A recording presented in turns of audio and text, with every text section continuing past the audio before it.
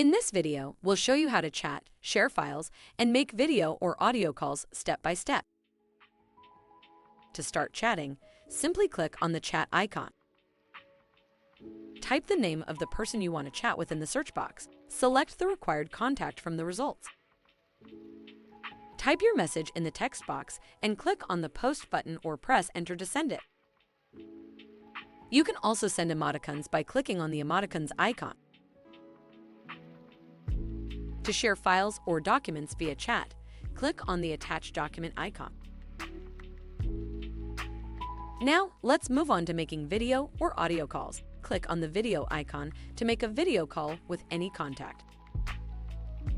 Ensure necessary camera and microphone permissions are enabled. You can turn off the camera and mute the microphone whenever required.